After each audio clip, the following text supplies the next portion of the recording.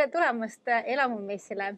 Mina olen Olesja Sõue, Elamumessi kommunikatsiooni- ja turunduspartner ja mul on hea meel tutvustada teile meie väga head koostööpartnerit, kes on siia majade juurde toonud ka väga palju ägedaid autosid.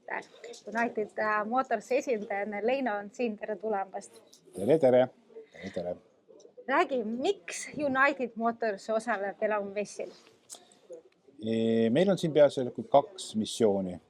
Üks missioon on see, et kuna meie tooteportfellis, mida me täna esindame, on hästi palju kaasaegseid autobrände, me tahame populariseerida keskkonnasõbralikkust läbi oma toodete. Ja teine tegelikult missioon on see, et kui meid on teatud ajalooliselt kui BMW esindust, siis täna United Motors tegelikult esindab 8 erinevat autobrändi ja koos serviceõigustega kokku on meil lausa 11 erinevat brändi. Ehk siis me oleme endiselt väga head BMW partnerid, aga meil on ka täna väga palju muud peale BMW ja me seda kõike muud tahame ka siin ilmselt näidata. Mitu erinevat brändi on Elamumessi raames siin esindatud? Elamumessi raames meil on kõik meie 8 brändi esindatud. Kas ma saan õigesti aru, et kõikidel nendel brändidel on ka elektriautod valikus olemas? On jah, et lasin kiiresti peast mõtte läbi, tundub, et tõesti on jah. Siin Elamumessil me räägime väga palju tuleviku kodudest, aga iga tuleviku juurde läheb ka tuleviku auto. Milliseks kujunevad autod võib-olla 5-10 aasta pärast? No, ennustamine on hästi tänamatu tegemus, sa ju tead seda. Aga kui me vaatame, ütleme, tänast päeva ja 5 aastat tagasi, siis me tegelikult näeme juba hästi suuri muutusi. Et kõige lihtsam asi on tegelikult see, et kui te täna vaatate statistikat, siis meile räägitakse, et diiselautode osakaal on hästi palju vähenenud, bensiinimootorite osakaal on ka vähenenud, väga ei ole, neid ei müüda. Aga põhjus ei ole mitte selles, et neid ei müüda, vaid põhjus on pigem selles, et neid ei ole enam saadaval.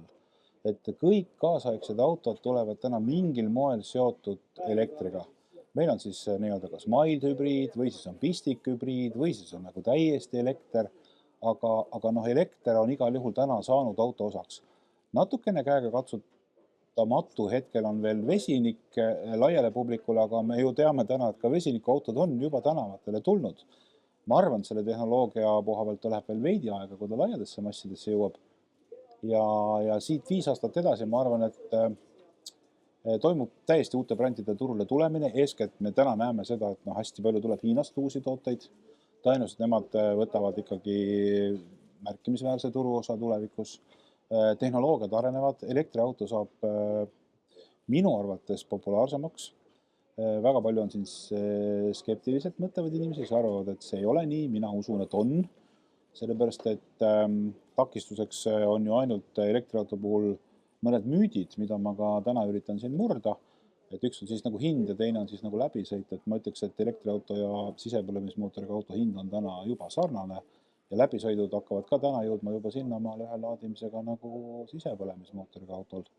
Aga sõita on ju temaga palju mugavam.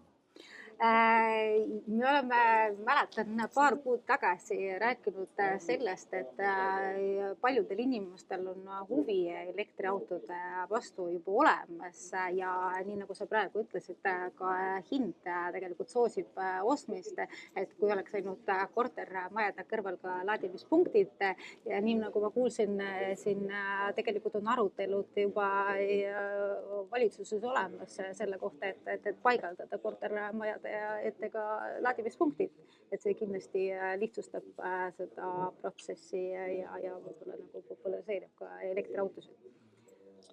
See on küll rohkem selline kinnisvara arendajate nagu ampluaa ja ma väga täpselt neid seadusmuudatusi ei tea, aga ma tean küll seda, et olemasolevad avalike laadijate pakkujad, ehk te näete tanklates meil nii-öelda need kiirlaadijad igal pool, nad ikka igapäevaselt arendavad oma tooted. Ühest küljest seda, et nad nagu panevad neid laadimispunkte rohkem, aga nad mõtlevad ka nagu selle peale täna väga tõsiselt, et pakkuda inimesele täisteenust, ehk siis näiteks kui sa oled oma koduse elektriga mingisuguse firma A klient, siis ka avalikes laadijates selle firma A kliendile kehtivad teatavad erihinnad, mis annab väga suure eelise nendele inimestele, kes siis lõpuks seda avalikku laadijat kasutavad juba kellegi konkreetse lepinguga või konkreetse nii-öelda partnerina, sest seal hinna erinevus tõenäoliselt on tuntav.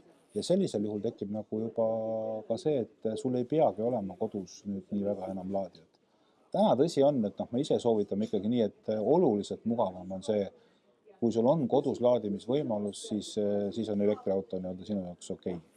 Sa mainisid, et on palju müüte endiselt elektriautode kohta veel, et kas on mingid müüte, mida sa ei ole veel maininud, mida peaks võib-olla murdma siin selle vestluse käigus? On küll jah, et ma võiks nendest rääkida hästi pikalt, aga ma naljaga pooleks võin öelda, et aastast 2011 alates olen mina seotud elektriautodega ja mul on nende aastate jooksul siis naljaga pooleks tekkinud tunne, et kõik elektriauto ostjad tahavad sõita Tartusse. Miks nad seal Tartusse sõidavad, ma pole veel aru saanud, aga iga ostuprotsessi käigus käib ainult see jutt, et kas sellega nagu Tartusse saab. Miks mitte Pärnusse või Narva on minu jaoks nagu väga suur küsimus. Tõsisem jutt selle asja taustal on see, et Tartu on Eestis kujunenud teatavaks, ma ütleks siis nagu sellise turvalise teekonna nagu ekvivalendiks või. Et inimesed, kes tahavad elektriautot osta, siis nad võrdlevad sellega, kui ma Tartus ära käin, siis on okei. Teised asjad, mille pärast elektriauto omanikud väga muretsevad või õigemini omanikud enam ei muretse, aga need inimesed, kes hakkavad ostma, nad tunnevad väga palju huvi selle, et aga palju võtab aega nagu 0-100 laadimine ja kui palju siis selle ühe laadimisega, ehk siis kui ma laen aku täis, palju ma sellega sõita saan. Et ma ise olen 8 aastat elektriautot kasutanud, et kumbki ei ole nagu väga oluline nii-öelda omadus igapäevasel kasutamisel. Jällegi ütlen siis naljaga pooleks, et 8 aasta jooksul laadides oma elektriautot öösel kodus, siis ma tegelikult ei tea, palju 0-100 võtab 2 põhjusel. Üks põhjus on see, et mitte kunagi ma ei ole 0-100 laadinud, sest auto ei ole mitte 0, kui ma koju on akulaaduse tase, vaid mingisugune aku voolutase on seal sees. Ja teine on tegelikult see, et selle ajal, kui auto laeb, mina magan.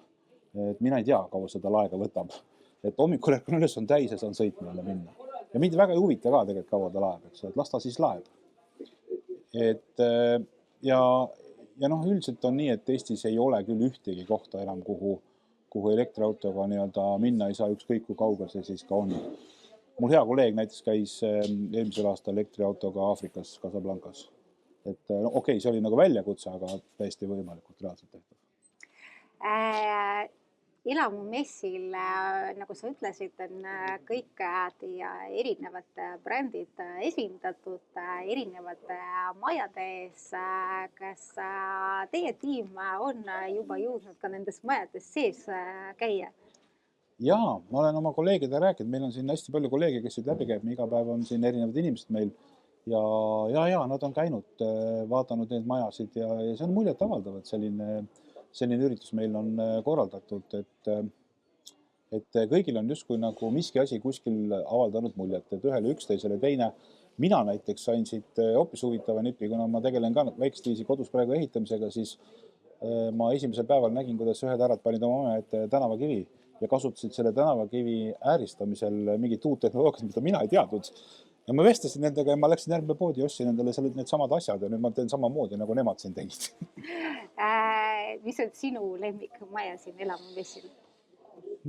Ma ei oska isegi nii öelda. Minu meelest on nad erinevad omanäolised.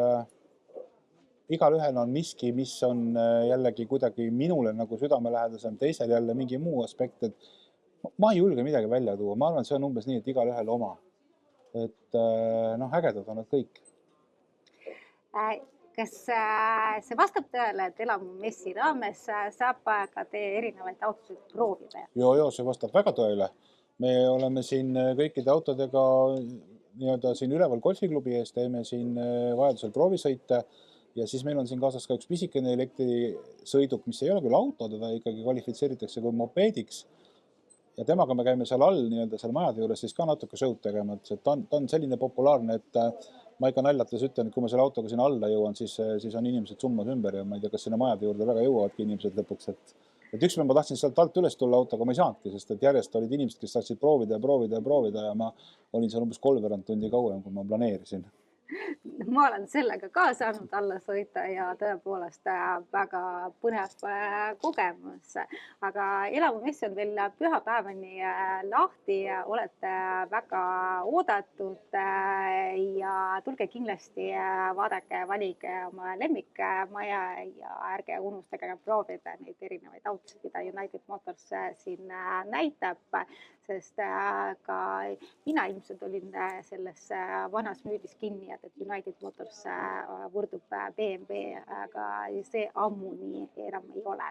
Nii et aitäh sulle, et sa tulid siia meiega vestlema, aitäh, et teie tiimiga osalete elamumessil ja kohtume siin. Ma lõpetuseks, enne kui ma ütlen ka kõigile nägemist, tahan öelda, et me siiski võrdume täna BMW, aga me võrdume ka kõik muud asjad veel peale selle. Aitäh kõigile, nägemist!